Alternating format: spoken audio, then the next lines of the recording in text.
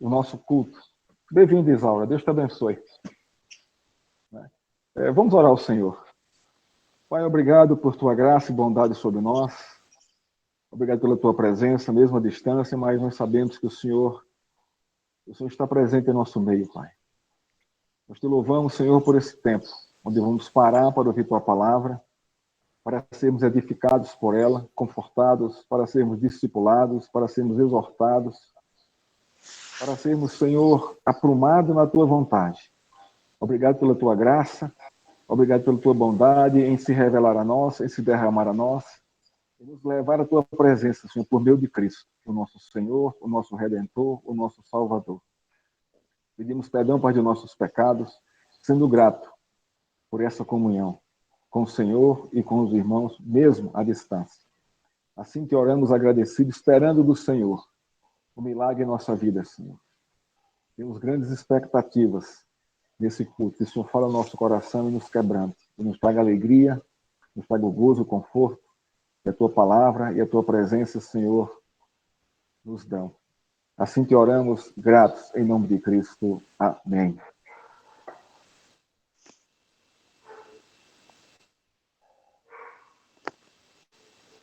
Abra a sua Bíblia no livro de Deuteronômio, capítulo 7. Nós vamos estar lendo do verso 1 ao verso 11. Deuteronômio, capítulo 7, verso 1 a 11. É o nosso texto base hoje da nossa pregação hoje. Nós vamos dividir esse texto em dois blocos. Primeiro, do verso 1 ao verso 5, onde vamos tratar da fidelidade do Senhor. E dos 6 a 11, nós vamos tratar da eleição, da escolha do Senhor sobre Israel. Então, esse é o nosso tema hoje, a fidelidade do Senhor, e a eleição do Senhor.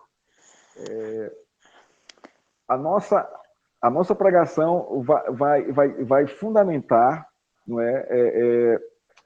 a nossa fidelidade a Deus a partir da fidelidade de Deus à sua igreja, ao seu povo, à sua nação.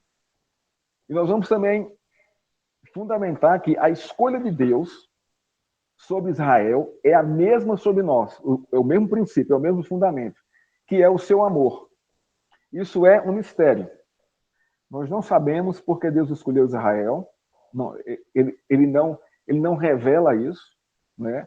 A única coisa que ele revela é que ele amou Israel e escolheu Israel. Assim como ele nos amou e nos escolheu. Assim como ele amou a igreja e escolheu sua igreja. Então, o fundamento básico,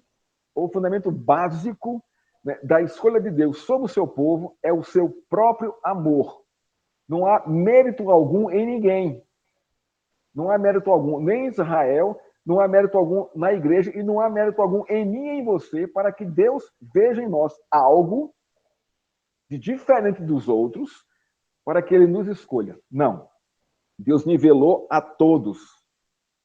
Todos são pecadores e carecem da glória de Deus. Esse é o ponto. Mas na escolha de Deus, ele é movido pelo seu próprio amor a escolher o seu povo. Então, é isso que nós vamos tratar aqui hoje. Vamos ler aqui o texto, né? A partir do verso 1, capítulo 7 de Deuteronômio. Quando o Senhor, seu Deus, os levar para a terra que vocês vão possuir, e tiver expulsado muitas nações de dentro de vocês, os heteus, os girgazeus, os amorreus, os cananeus, os fariseus, os aveus e os jebuseus, 7 nações, mais numerosas e mais poderosas que vocês. E quando o Senhor, seu Deus, as tiver entregue nas mãos de vocês, para que as ataquem, vocês devem destruí-la totalmente. Não façam aliança com essas nações, nem tenham piedade delas. Não casem com pessoas dessas nações, não deem as suas filhas aos filhos dessa gente, nem tomem as filhas dele para os filhos de vocês, pois elas levariam os filhos de vocês a se desviar de mim, para que servissem a outros deuses. Assim, a ira do Senhor se acenderá contra vocês, e depressa ele os destruiria. Mas o que vocês devem fazer é derrubar os altares dessas nações, quebrar as suas colunas sagradas, cortar os postes da deusa Aserá e queimar as suas imagens de escultura. Porque vocês são povo santo para o Senhor, seu Deus. O Senhor, seu Deus, os escolheu para que todos os povos que há sobre a terra, vocês fossem povo, seu povo próprio.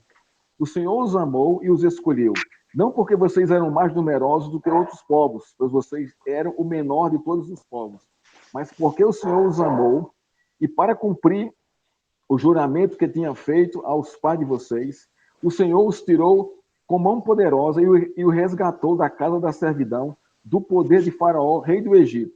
Portanto, saibam que o Senhor, seu Deus, é Deus. Ele é o Deus fiel, que guarda a aliança e a misericórdia até 1000 gerações aos que o amam e cumpre os seus mandamentos. Porém, ele retribui diretamente aos que o odeiam, fazendo-os perecer. Ele não demora em castigar aqueles que o odeiam, prontamente lhes retribuirá. Portanto, guardem os mandamentos, os estatutos e os juízos que hoje lhes mando cumprir. Esse é o nosso texto base da nossa pregação de hoje. Deuteronômio é o conjunto, todo o livro, de 3 sermões expositivos de Moisés, pregado antes da sua morte, para a nova geração que estava entrando na terra prometida para conquistá-la. A exposição de Moisés motiva o povo à obediência e à fidelidade para que o povo experimente o bem-estar e a prosperidade trazida pela lei de Deus às suas próprias vidas. Deus elegeu Israel, revelou sua graciosa lei, fazendo com eles uma aliança, revelando-se como Deus deste povo, e este povo como nação santa, como propriedade exclusiva dele, para proclamar a graciosa libertação e a redenção de Deus. Deus afirma seu amor, sua eleição e redenção para com seu povo, dizendo: eu os tirei da casa da servidão, os livrei da escravidão ao pecado, dando-lhe uma vida viva, alegre em minha presença na terra que emana leite e mel, sem que vocês tivessem qualquer mérito no meu amor que eu tenho por vocês e na minha escolha que eu tenho por vocês. Hoje vamos estar pregando sobre a fidelidade e a eleição de Deus sobre Israel. A natureza da graça, isso aqui é pura graça, não é outra coisa. O que é graça? Dom imerecido. Presente imerecido. Nós não merecemos, mas Deus nos presenteia, nos agracia com o seu amor, né? Com a sua bondade, com a sua revelação, com a sua redenção, com a sua salvação, com a sua justificação e com a nossa ressurreição em Cristo. A natureza da graça de Deus requer uma consciência ativa de quem é Deus e da redenção que ele fez em favor do seu povo por meio do sacrifício do Cordeiro. Para eles, lá na Páscoa, o Cordeiro Pascal. Para nós, o sacrifício de Cristo, crucificado ali no Gólgota. A natureza da graça requer uma dedicação diligente, inteligente, de guardar sua palavra no coração e aplicá-la à vida cotidiana por parte do seu povo. Isso chama-se fidelidade a Deus, por causa do seu chamado e da sua vocação dada a nós sem qualquer merecimento. No texto que lemos, Moisés exorta a nova geração que estava entrando na terra, apontando que o sucesso na conquista da terra e da prosperidade deles dependia unicamente da fidelidade deles à palavra de Deus, ou da fidelidade dele a Deus, por meio da exposição da sua palavra que Moisés trazia para eles. Seu objetivo de Moisés era ativar a consciência do povo para responder a Deus da maneira correta.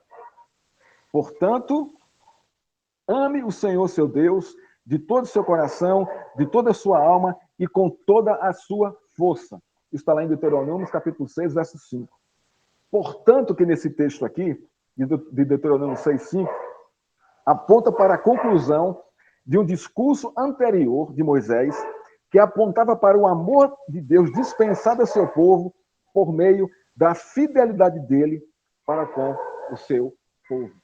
Portanto, ame ao Senhor seu Deus de todo o coração, de toda a sua alma, com toda a sua força. Isso aqui é o fundamento da nossa fidelidade a Deus. Esse aqui é o fundamento, não é, da fidelidade da igreja, do povo a Deus, amá-lo. De que maneira?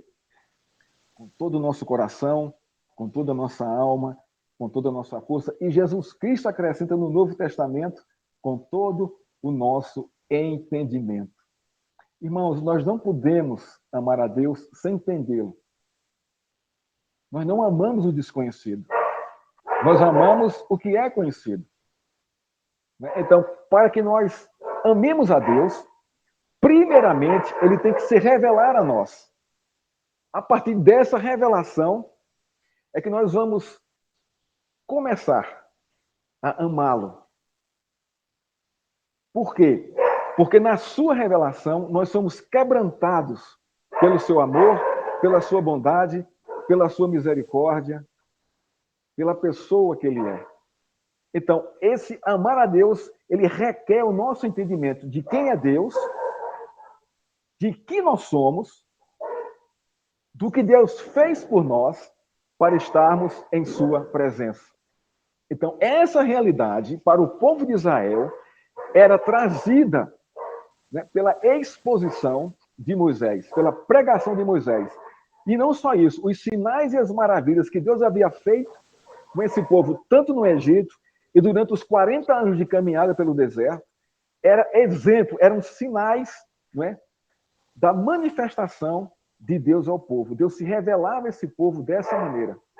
Então, o povo tinha as ferramentas, tinha o conhecimento de quem era Deus. Por isso, Moisés diz, portanto, respondam a Deus da mesma forma que ele se dedica a vocês, com fidelidade e com amor. Então, esse texto nos ensina duas lições básicas, né? Esse texto de Deuteronômio 7, do verso 1 ao verso 11. A primeira lição básica é o chamado à fidelidade. Deus chama o seu povo à fidelidade com ele, não com os nossos interesses, não com as nossas motivações e com os nossos desejos, e nem com a fidelidade às pessoas que nós amamos ou que nos cercam. Isso faz parte. Mas o fundamento da nossa fidelidade é a Deus. Se somos fiéis a Deus, vamos ser fiéis a todos aqueles que nos cercam. Haja vista o matrimônio. O matrimônio, irmãos, é um mistério. Porque Deus compara o matrimônio ao casamento de Cristo com a igreja. É um mistério.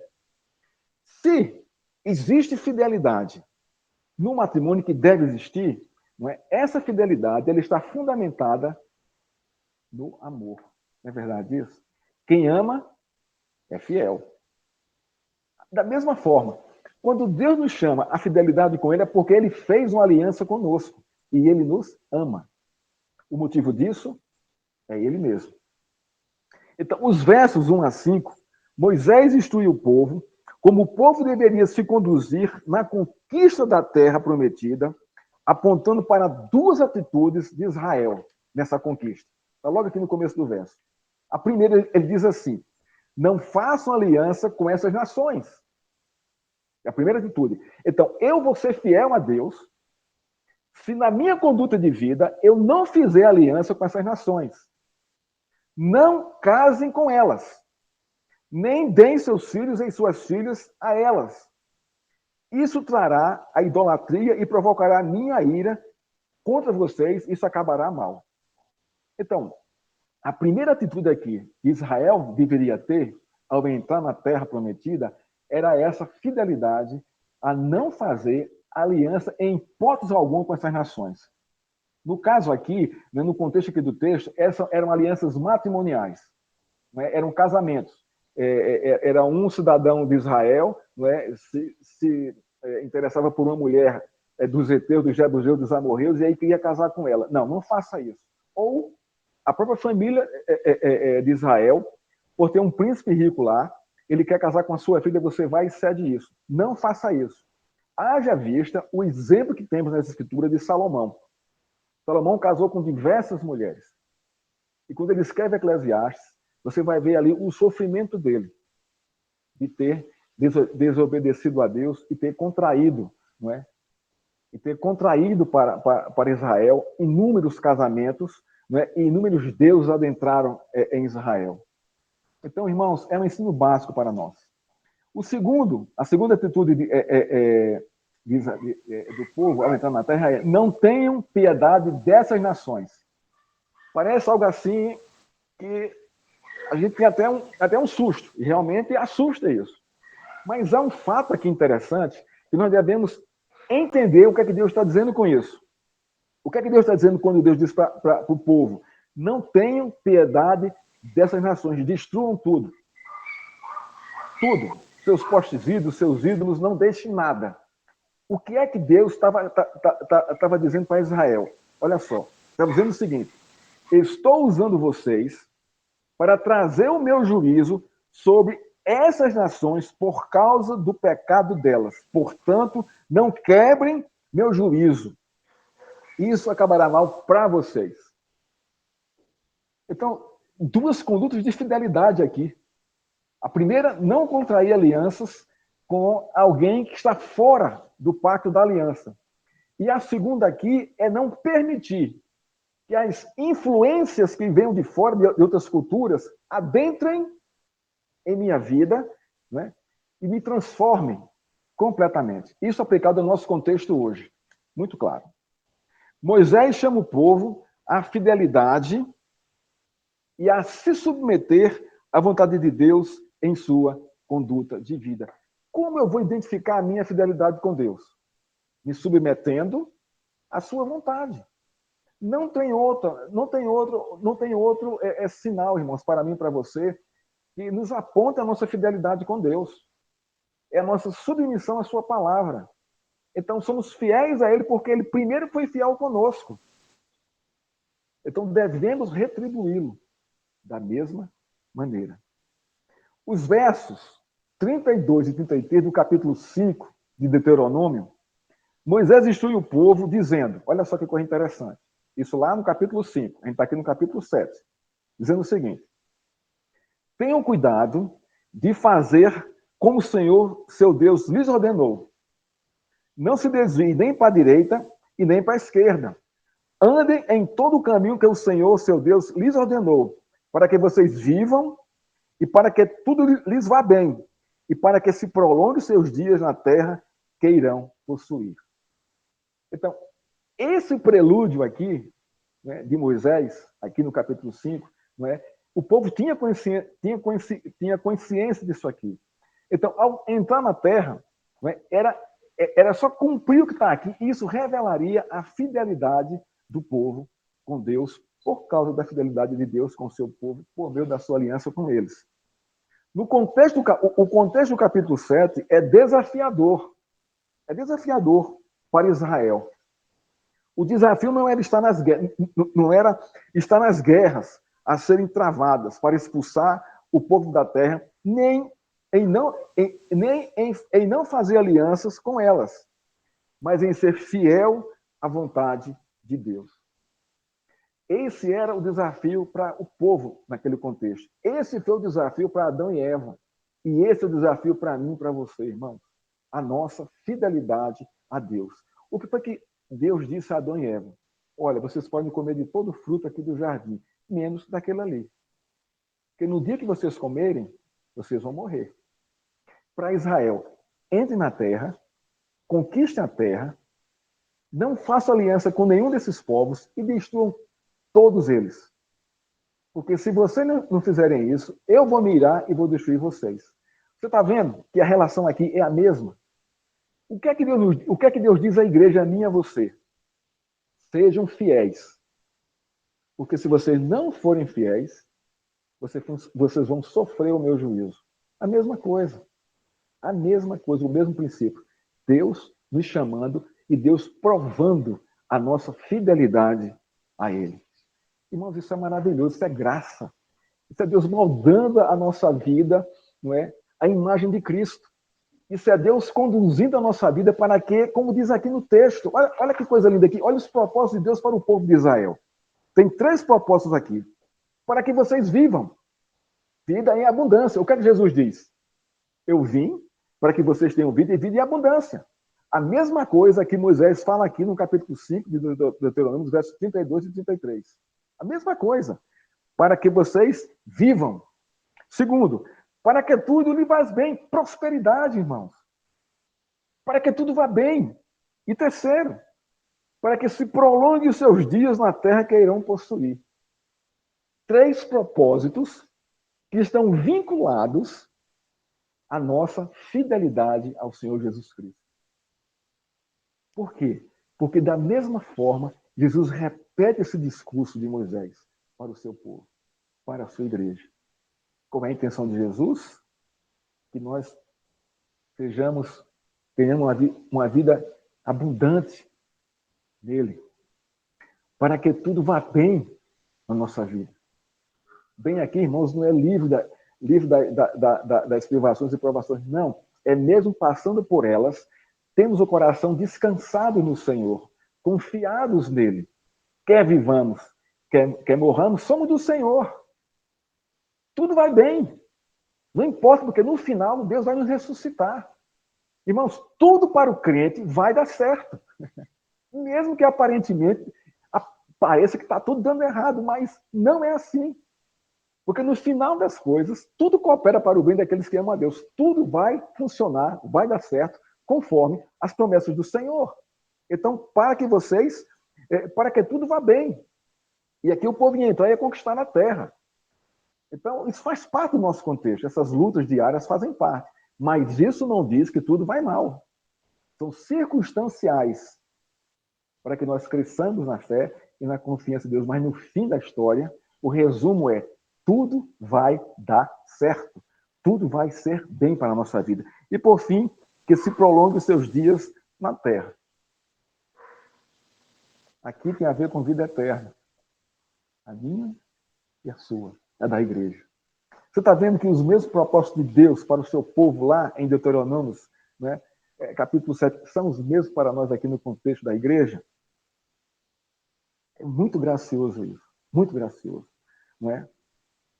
3 verbos nos versos 32 e 33 do capítulo 5 de Deuteronômio traduzem com clareza como deveria ser a fidelidade de Israel ao Senhor. Isso tem a ver comigo e com você. A mesma coisa, o princípio é o mesmo e os verbos nós podemos aplicar os mesmos. Primeiro, fazer conforme a sua vontade. Segundo, andar no caminho de Deus. E terceiro, viver em fidelidade. 3 verbos, fazer, andar e viver. Tudo dependendo do Senhor. A recompensa da fidelidade de Israel é revelada nos objetivos de Deus para Israel. Há uma recompensa, irmãos. Isso é que é interessante. A bênção vem, a bênção é derramada sobre a nossa vida, conforme a nossa fidelidade e a obediência a Deus. Ele vai. A gente viu isso aqui no texto, né? Da segunda parte do texto. Mas veja só, nesse contexto aqui, Deuteronômio 5, né, capítulo, verso 32 e 33, Deus mostra a recompensa. São 3. Para que vocês vivam, para que tudo vá bem e para que seus dias se prolonguem. Quando Deus manda que eles não façam aliança com as 7 nações, exposta no texto, e não tenham piedade deles na guerra, Deus está dizendo, Deus está provando Israel quanto à sua fidelidade à aliança. Deus, irmãos, muitas vezes diz assim, não faça isso. Na maioria das vezes. E a gente deve frear e repensar e não fazer. Israel era uma nação de propriedade exclusiva de Deus para o testemunho às outras nações. Não deveria fazer aliança com elas, em hipótese alguma. Deus está provando isso. o meu testemunho, o testemunho de Israel para as nações, de fidelidade a ele. Por que você não casa a sua filha com um descrente? Não, eu não vou fazer isso. Eu não vou incentivar a minha filha, o meu filho a se casarem com descrentes. Por quê? Porque eu quero ser fiel ao Senhor. Eu não vou fazer isso. Eu não vou motivá-los a isso. Eu não vou instruí-los a isso. Mas se eles decidem fazer isso, aí já não faz parte de mim. Aí é uma decisão deles. Mas a minha orientação é: não faça isso. Não faça isso. Não entre nesse tipo de aliança. Por mais apaixonado que você tiver, por mais amor que você tiver.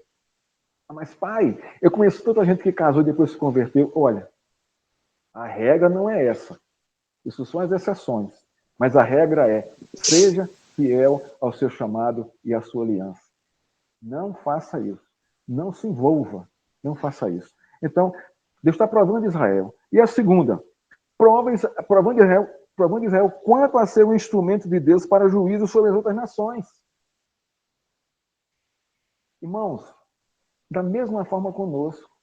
Quando nós pregamos o Evangelho, quando nós trazemos a boa nova do Evangelho, está incluso na mensagem, está dentro da mensagem, o juízo de Deus para o pecador que ouve a mensagem. Se ele rejeita a mensagem, é juízo sobre ele. Mas se a mensagem entra nele e Deus o chama para si, não, torna-se bênção para ele. Então, a boa nova, ela é como uma faca de 2 gumes. Ela tanto corta para abençoar, como corta para ajuizar. Não tem como. Quando nós testemunhamos a Cristo para as pessoas, né, vai no nosso testemunho, né, esses 2 caminhos. O caminho da bênção e o caminho da maldição. O caminho da salvação e o caminho da condenação. Não tem como ser diferente. Então, Israel é levantado por Deus, né, para levar a mensagem às outras nações a respeito de quem era Deus. Né? A aliança proibida com essas nações estão relacionadas com o matrimônio, com o casamento. Irmãos, isso é importantíssimo. Porque olha só, o que é o casamento? O que é o matrimônio? Você pode dizer, não, é a união de um casal. Não, tudo bem, isso aí é o fato. Mas não é só isso.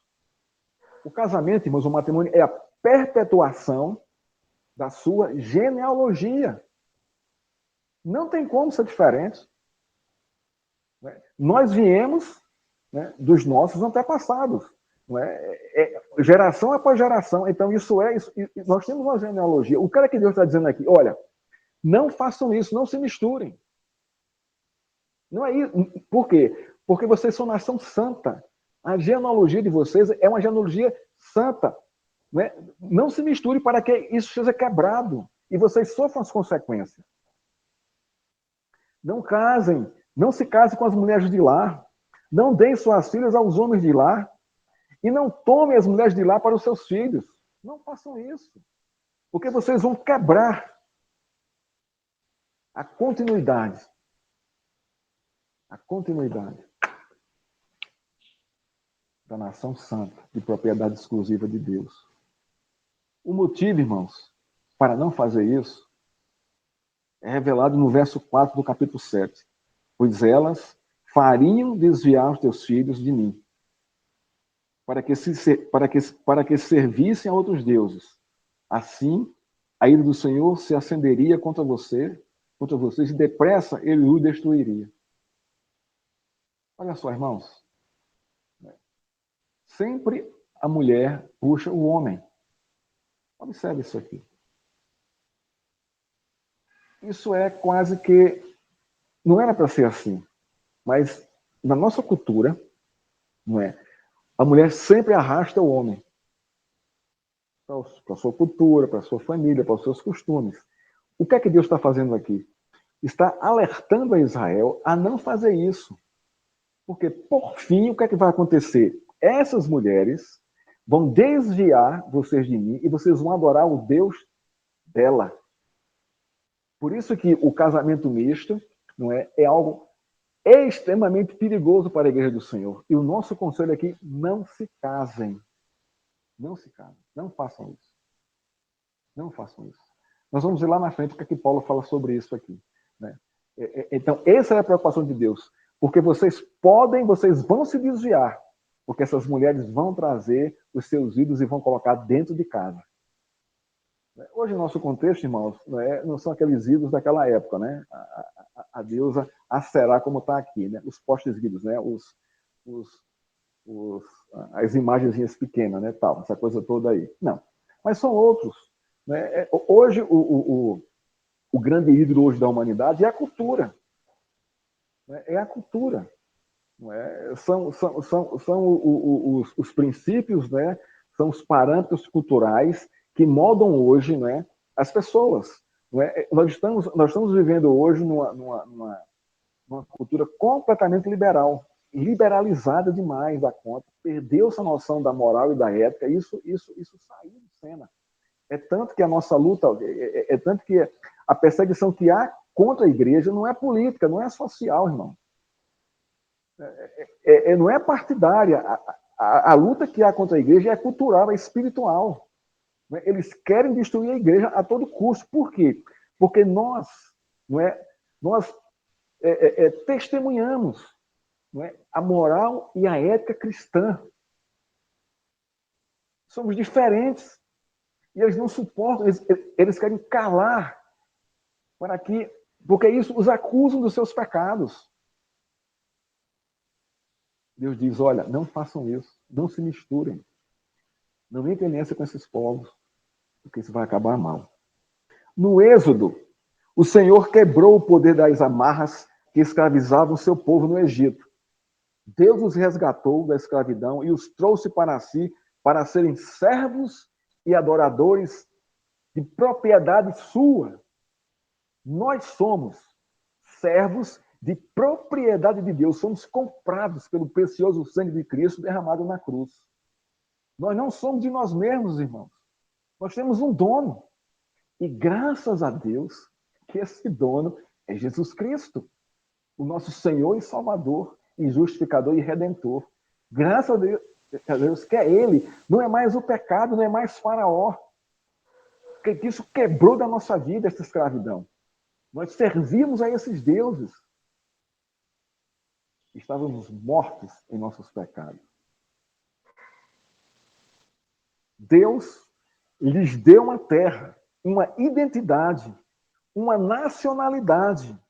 O povo, diante desse fato, não poderia ser infiel a Deus, mas deveriam amá-lo de todo o coração, de toda a alma e com todas as forças. Olha só, trazendo à memória quem éramos, o que Deus fez por nós e quem somos agora. Isso faz com que nós o amemos, porque o seu amor sobre nós foi escolha dele. A fidelidade em nos amar é dele.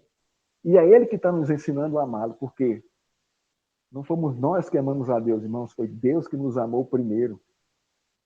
E ao se revelar a nós, motivou o nosso amor para com ele.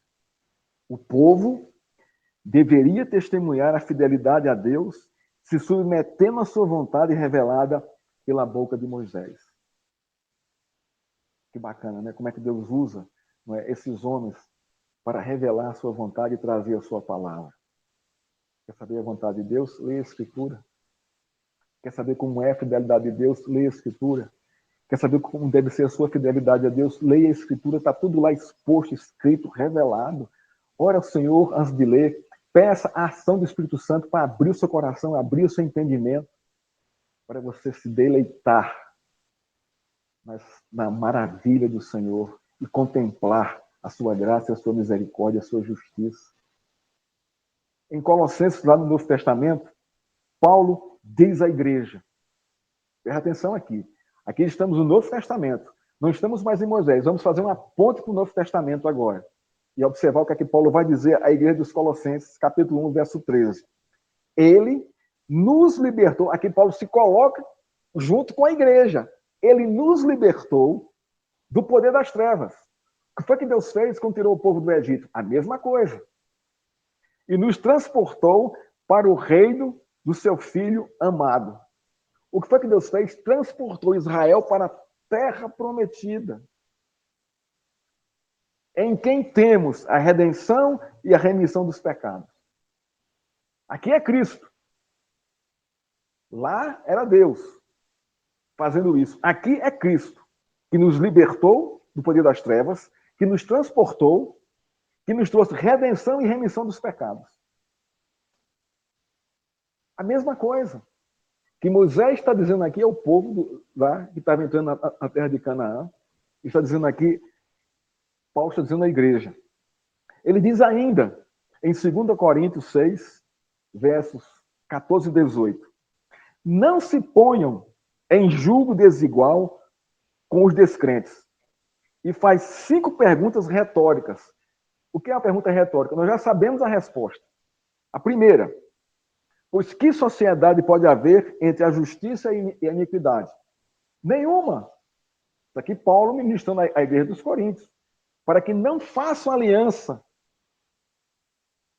com gente que não tem nada a ver com Jesus Cristo. Segundo, que comunhão existe entre as luz e as trevas? Nenhuma, irmão. Não existe comunhão entre luz e as trevas. Terceira pergunta de Paulo, que Paulo faz à igreja de Corinto. Que harmonia pode haver entre Cristo e o maligno? Nenhuma. Então não se aliem essas pessoas que não fizeram aliança com Cristo. Quarta pergunta de Paulo, à igreja de Corinto. Que união existe entre o crente e o descrente? Você sabe, você pode responder isso aqui. Você tem familiares que não são crentes. E você conhece as atitudes, os princípios, a conduta de vida, a ética e a moral dessas pessoas. E eu pergunto, há comunhão com a sua conduta de vida, com a sua ética, com a sua moral, com a moral cristã, com a conduta cristã? Não existe, irmão. Então, por que eu vou fazer aliança com eles? Não tem como. Olha só, eu não estou falando aqui de você ter amizades com ele, é diferente. Você deve ter amizades com ele. Você deve se relacionar com eles, mas contrair aliança em hipótese alguma. Porque é na sua amizade, é no seu testemunho que você vai alcançar essas pessoas. Eu falo aqui em não entrar em aliança com eles. Em nenhuma delas. Nem matrimonial, nem social, nem econômica, nem financeira. Não fuja disso, não faça. Não faça isso. Não faça isso. E ele vai mais além aqui, Paulo, perguntando pela quinta vez. Que ligação há entre o santuário de Deus e os ídolos? Nenhum, irmão. E ele conclui. Porque somos santuários do Deus vivo, como ele próprio disse. Olha o que Deus disse aqui. Está dizendo para mim e para você. E disse lá para o povo de Israel. Habitarei e andarei entre eles. Serei o seu Deus, eles serão o meu povo. Serei o pai de vocês e vocês serão meus filhos e filhas. A mesma coisa que Deus disse ali para o povo, que estava entrando na terra prometida, Deus está usando aqui a boca de Paulo para transmitir à igreja do Novo Testamento, para transmitir a mim e a você, para que sejamos fiéis ao Senhor, nesses princípios básicos da vida. O ensino básico desse ponto que nós vemos aqui. Não entre em aliança com estranhos, a aliança de Deus em Cristo. Isto em todas as áreas da vida, principalmente no matrimônio. Não entre. Não entre, irmãos. Você não precisa entrar em aliança. Você não precisa.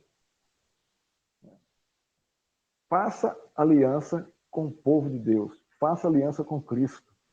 Submeta a sua palavra. Seja fiel ao Senhor. Seja fiel ao Senhor.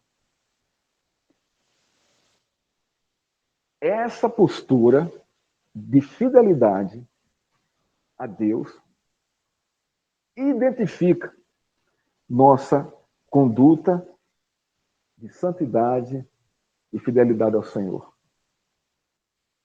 Quer saber se você é fiel a Deus? Aplique isso à sua vida. Segundo ponto desse texto, está nos versos 6 a 11. O fundamento da eleição de Deus sobre Israel. Irmãos, isso é um mistério. Né? Esse para mim, é o mistério mais intrigante de toda a Escritura. Porque Deus me ama. Eu sei quem eu sou. Eu sei do potencial das minhas maldades. E mesmo assim, eu sou alvo do seu amor. Não é um mistério? Qual é o fundamento da sua eleição, do seu chamado, da sua vocação? É porque você merece? Não. É porque Deus lhe amou. Mas por que ele me amou? Aí não tem resposta. Aí não tem resposta. Nós não temos a capacidade de entrar no mérito, não é, dessa intimidade de Deus. Há coisas que Deus revela para nós. Tudo que ele pode revelar está em sua palavra. Mas há coisa que ele, dele mesmo, que ele não revela. Essa é uma delas. Nós vamos chegar lá. Vamos entender isso aqui.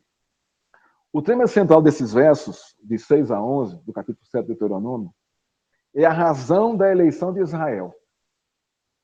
Os versos 7 e 8 revelam com clareza a razão de Deus ter escolhido Israel como seu povo.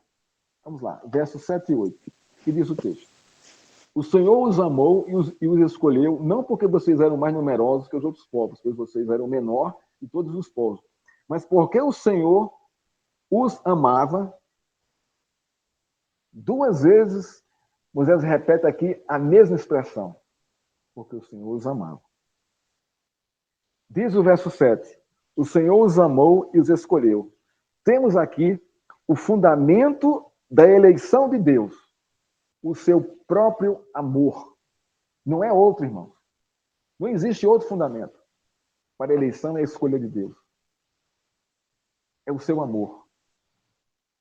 Unicamente seu amor e nada mais. O verso 7 revela esta realidade. O Senhor os amou e os escolheu. Não porque vocês eram mais numerosos que todos os povos, pois vocês eram o menor de todos os povos. A realidade desse contexto é: não há méritos próprios em Israel para Deus amá-la e escolhê-la para ser seu povo. Antes, pelo contrário, você é o menor dos povos. O que significa isso? Você é sem qualquer relevância no cenário mundial. Uma nação pequeníssima, insignificante, sem qualquer atributo moral e ético de justiça, de retidão, que chamasse a minha atenção para eleger vocês. É isso que Deus está dizendo aqui, como você é o menor dos povos.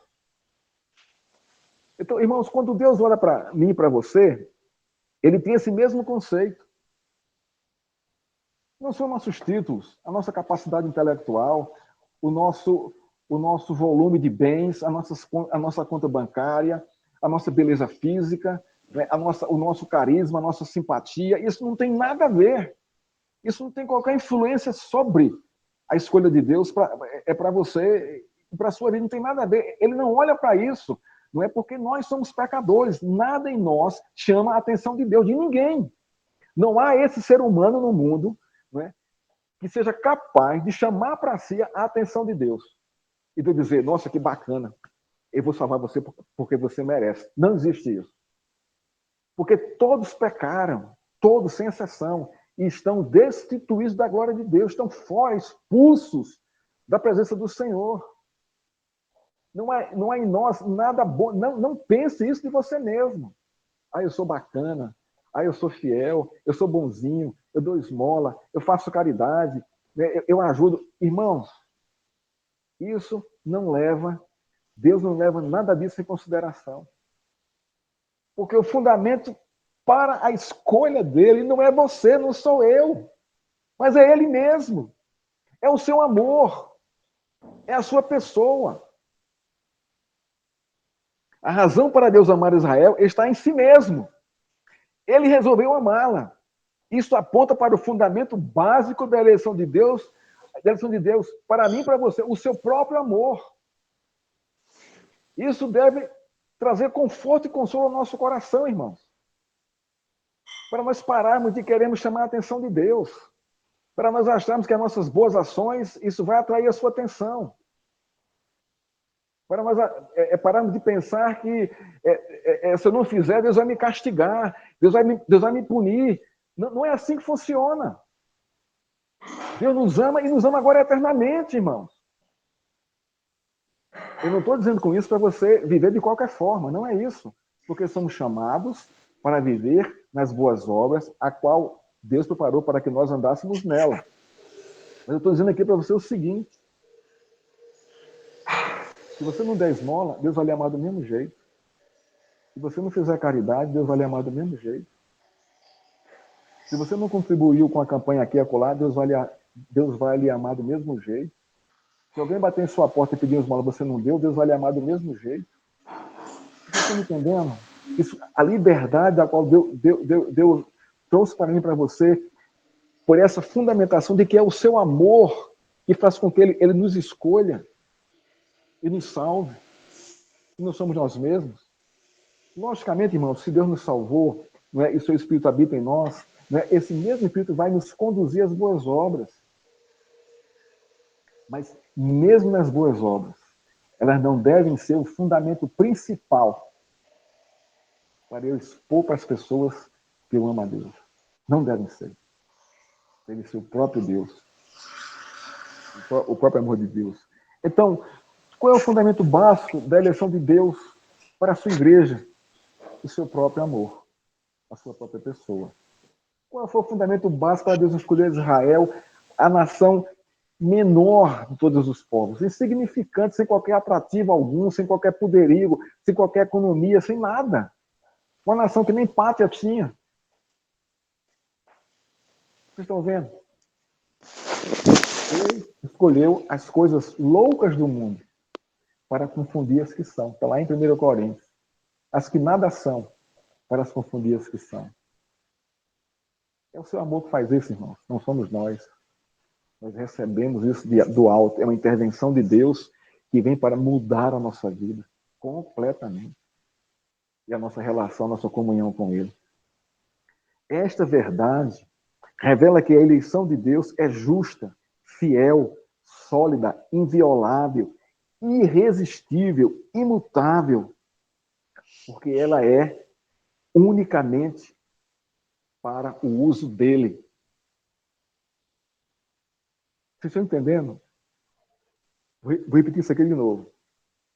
Essa verdade da escolha de Deus, baseada no seu amor, né? Ela é justa, ela é fiel, ela é sólida, não se quebra, não se muda, ela é inviolável, ela é imutável, ela é irresistível. Por quê? Porque somente ele a usa, e mais ninguém. E mais ninguém. Esta verdade revela que a eleição de Deus não é dele. Isso nos traz conforto e consolo e descanso para as nossas almas. Por duas vezes, o texto diz: o Senhor os amou, o Senhor os amou. As razões para o amor especial de Deus por Israel, apesar do seu propósito, é um mistério. É um mistério. A gente não sabe por quê. Mas nós cremos que seu amor é real. Isso nos basta. Isso deve nos bastar para amá-lo de todo coração, de toda alma, de todo esforço e de todo entendimento, e ao nosso próximo, assim como nós amamos a ele.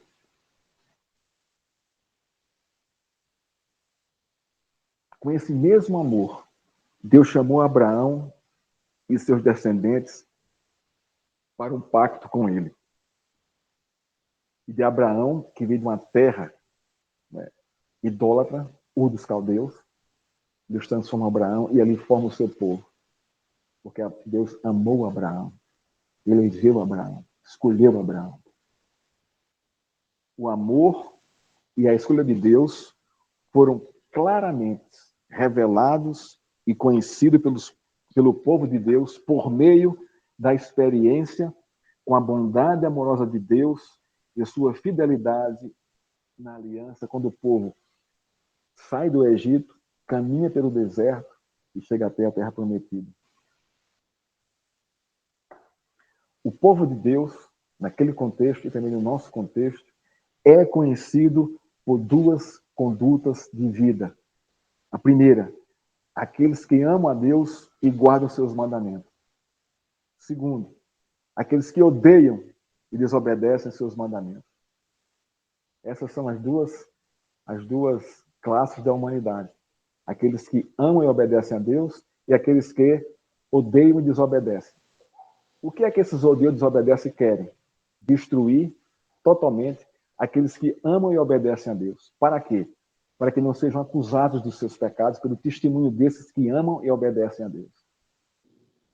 Com base neste amor e na escolha divina, o povo era quebrantado a obedecer à lei de Deus. Isso vem à consciência, isso vem à nossa consciência, né? Isso nos quebranta a nos submetermos a Deus. Observe a construção da escolha e do amor de Deus nos versos 6 a 11. Olha a construção. Verso 6, Deus os escolheu. Verso 7, o Senhor os amou e os escolheu. Escolheu 2 vezes. Verso 8, o Senhor os amou. A eleição de Deus está intrinsecamente entrelaçada com o amor, e o amor está completamente acorrentado à escolha de Deus. A escolha de Deus é fundamentada em seu amor, e o amor de Deus move o seu coração para a sua escolha. Isso não se separa, porque vem de um só ser, vem de Deus. Escolha e amor são inseparáveis, um move o outro. Na carta de Paulo, agora vamos para o Novo Testamento fazer um paralelo aqui com o Novo Testamento.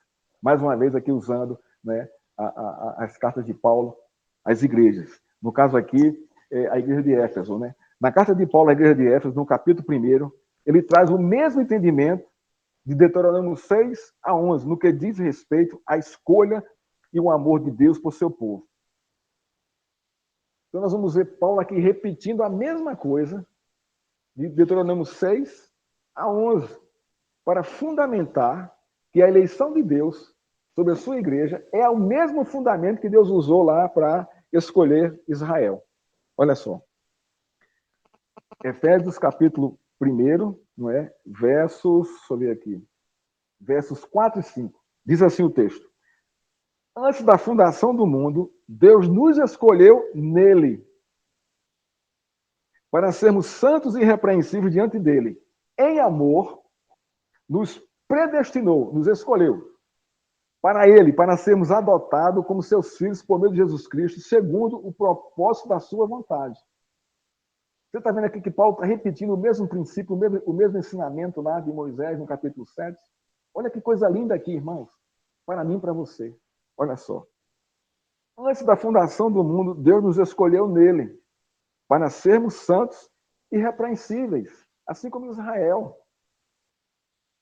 Para sermos e em amor nos predestinou para ele, para sermos adotados como filhos, por meio de Jesus Cristo, segundo o propósito da sua vontade.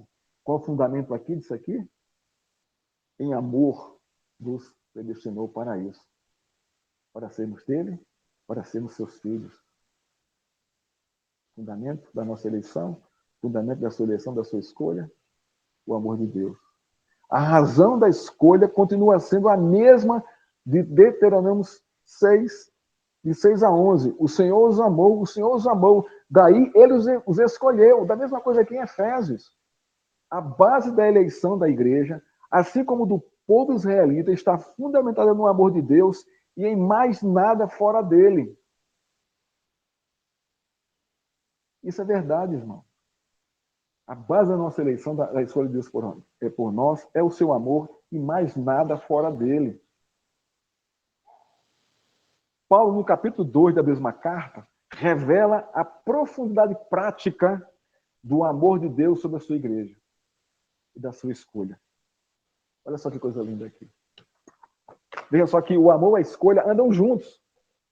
Porque se ele escolhe, e ele ama e escolhe, algo vai acontecer. As consequências virão dessa escolha. As consequências virão sobre o derramamento do amor de Deus sobre a quem ele escolhe. Isso é fato, irmãos.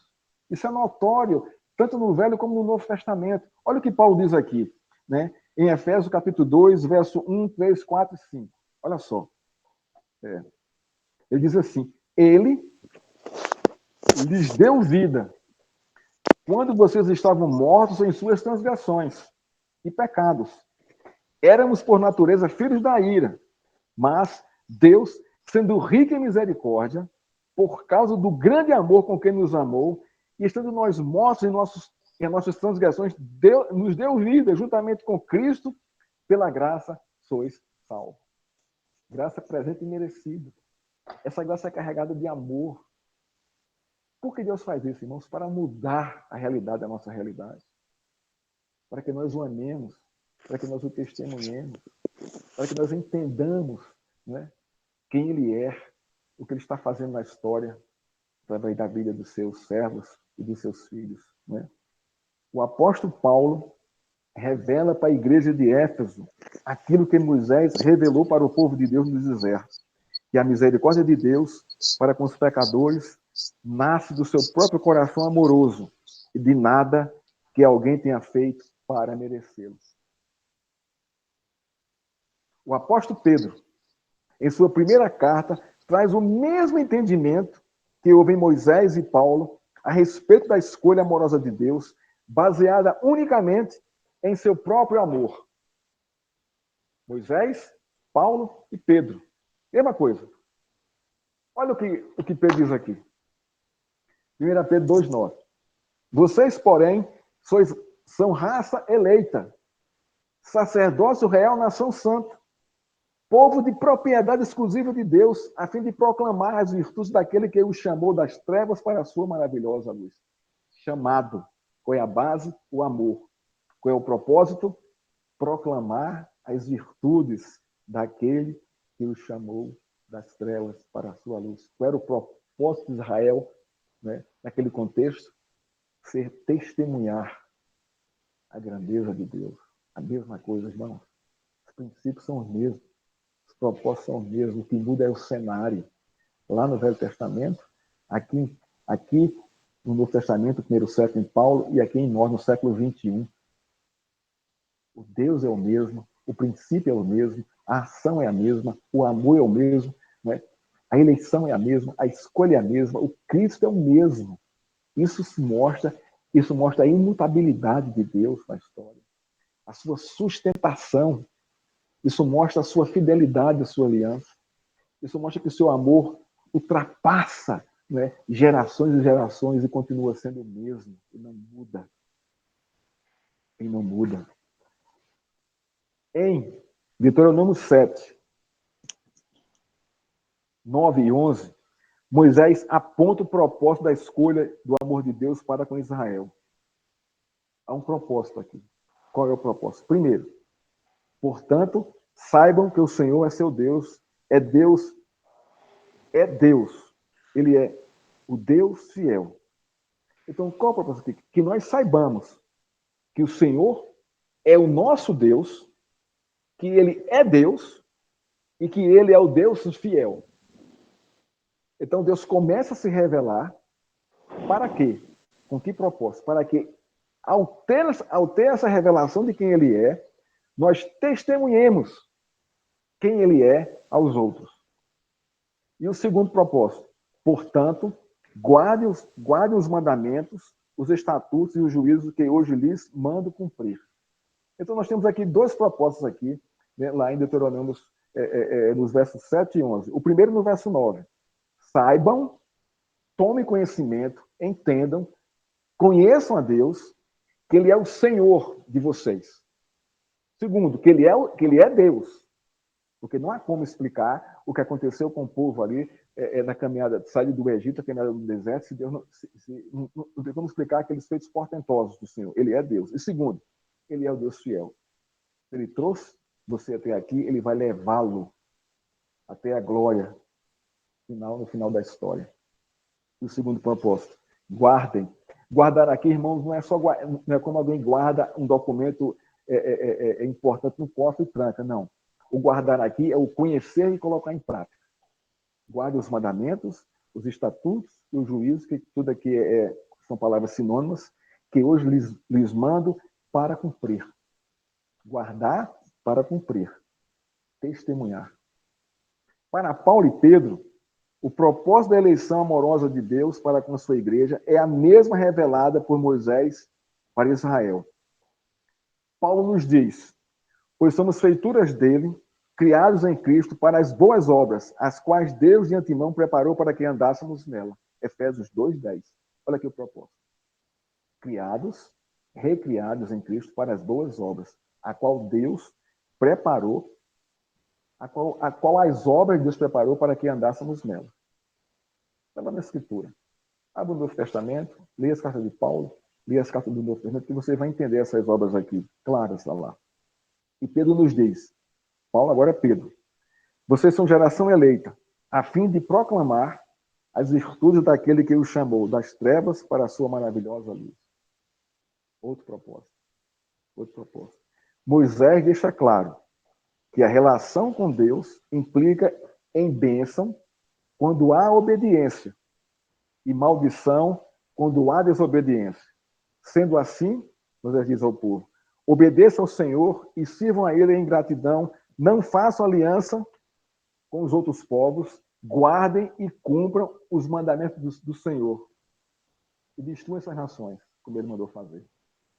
Deus poderosamente se manifestou ao seu povo com grande amor, escolhendo e resgatando o seu povo do poder da escravidão de Faraó e fazendo com ele uma aliança eterna. Portanto, sejam diligentes e vivam como eleitos de Deus, obedecendo aos seus mandamentos. E os seus mandamentos não são pesados, fala João em sua primeira carta. Escreve às igrejas ali da Ásia. Não são pesados, irmão. Pesado é você continuar no seu pecado, é você desobedecer. Aí é pesado, muito pesado. E as consequências são terríveis. Mas a obediência aos mandamentos de Deus trazem alegria, consolo, conforto, bênção para mim e para a sua vida. Na obediência do povo a Deus, dependia todo o progresso da vida do povo em relação à comunhão com Deus e o desfrute das suas bênçãos. Olha só que coisa interessante. O princípio aqui para nós é o mesmo.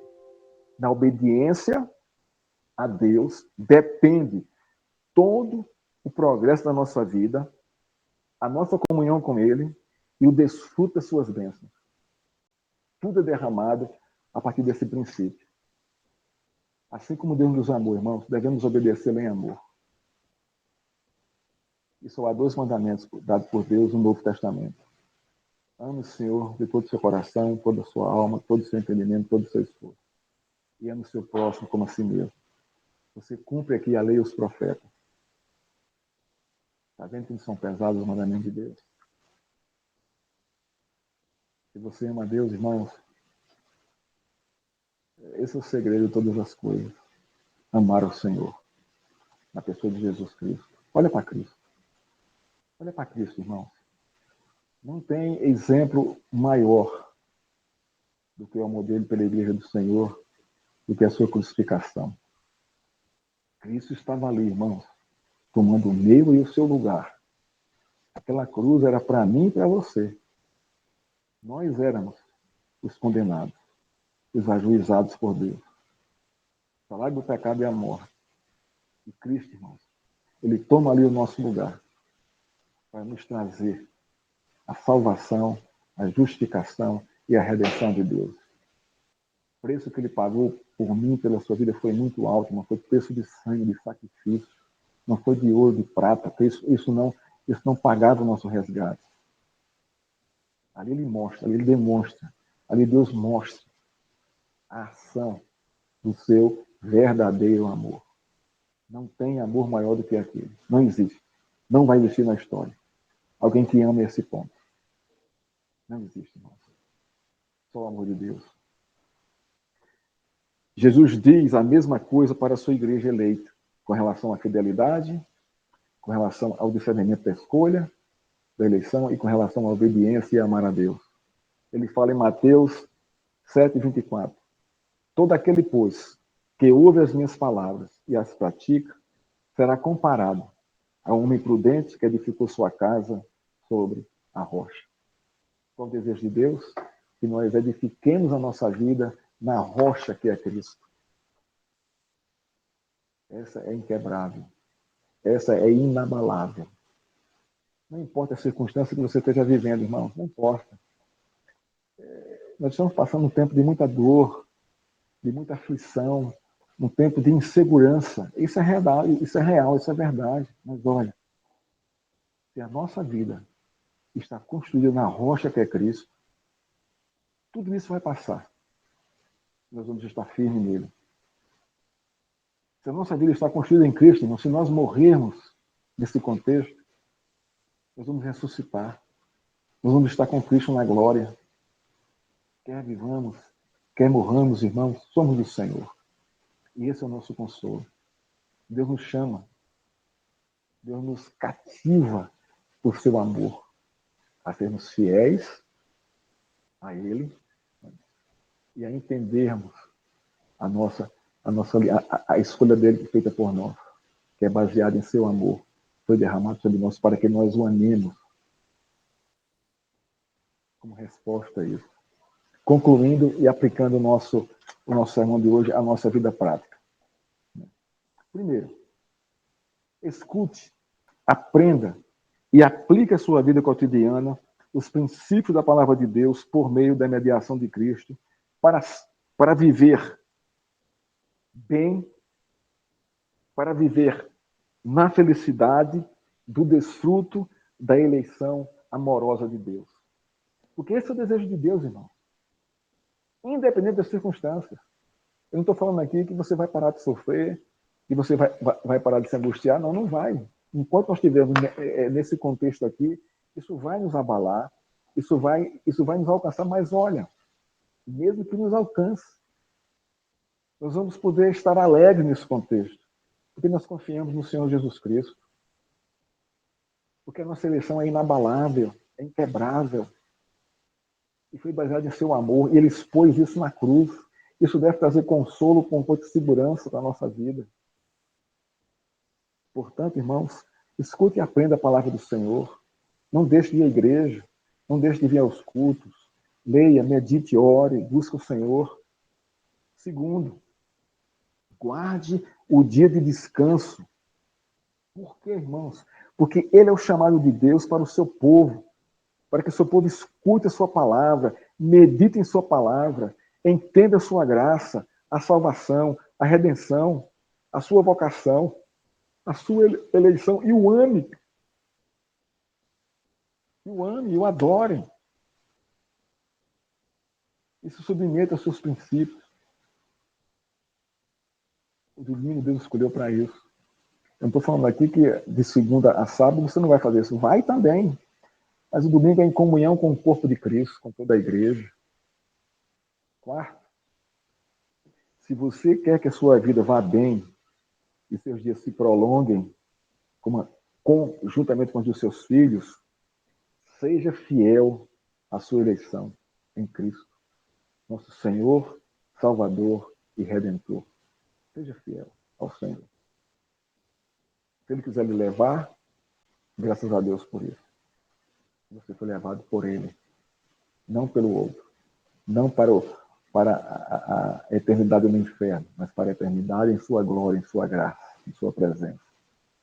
Mas o fato é, não faça aliança com os outros, destrua todos os seus ídolos, do coração principalmente, acabe com isso, não entregue seus filhos, não é, a casamento de pessoas que não são crentes, por mais, não é, que sejam boas, que sejam, não faça isso, né? Seja fiel ao Senhor, não se envolva também, se você é solteiro, está para casar, né, com pessoas que não têm aliança com Deus, procure uma pessoa crente, fiel, né? Peça a Deus por isso, mas seja fiel. Quinto, aplique a sua vida cotidiana as atitudes que Moisés ensinou ao povo ao entrar na Terra Prometida e as atitudes que Paulo e Pedro ensinaram aqui em suas cartas. 1 Pedro, Colossenses e Efésios, propósitos de Deus para as boas obras, para a proclamação do seu Evangelho, a partir do conhecimento da sua eleição e do grande amor de Deus. Sexto, traga sempre no seu coração que sua vocação e chamado não foi porque você mereceu, Esteja sempre lembrando disso no seu coração. Mas pelo profundo amor de Deus derramado sobre você, sem qualquer mérito. Isso nos esmaga. Quebra o nosso orgulho, a nossa prepotência. Isso faz ver que nós éramos assim um povinho, uma gentinha na face da terra, sem qualquer atrativo. Isso também nos eleva, irmão, a ser grato a Deus, a adorá-lo e a amá-lo. E por fim, proclame por meio da sua vida as virtudes daquele que ele chamou das trevas para o seu reino de amor, motivado pelo seu próprio amor. Faça isso. Coloque em prática isso. Irmãos, que Deus nos abençoe e nos fortaleça, que nos console e nos conforte. Que Ele possa abrir o nosso coração para entendermos quem Ele é e ver o quanto Ele é bondoso, amoroso, compassivo, misericordioso, o quanto Ele está disposto a nos ajudar. Ele sabe que somos pó. Ele conhece as nossas necessidades. Mas Ele espera que nós nos prostremos diante dEle, em clamor, em oração, confessando os nossos pecados e clamando a sua ajuda. Deus não rejeita um coração quebrantado, um coração contrito. Ele se agrada disso. Que Deus nos abençoe e nos fortaleça. A todos, uma boa semana. A todos, né, uma semana de alegria no Senhor. Que Deus os console e os conforte. Vamos orar aqui ao Senhor. Pai, obrigado pela tua palavra, Senhor. Pela tua boa mão sobre a nossa vida. Obrigado, Senhor, que tu és mais interessado do que nós mesmos em que te conheçamos, Pai. Senhor, abre o nosso entendimento. Abre o entendimento do nosso coração, Pai. Precisamos entender na razão e no coração quem tu és, para amarmos a Cristo, Senhor, de uma forma bonita, agradável, Senhor, segundo a tua palavra. Ó Deus, dá-nos a tua bênção, Senhor, para vivermos em comunhão com o Senhor. Fortalece-nos para sermos fiéis ao Senhor e para sermos gratos pela tua eleição sobre nós, Pai. Obrigado, Senhor, em nome de Jesus, por esse tempo, por essa palavra, pela bênção que foi em minha vida e na vida dos meus irmãos, Senhor. Pedimos tua bênção, Senhor, em nome de Cristo. Amém. Irmão, Deus nos abençoe.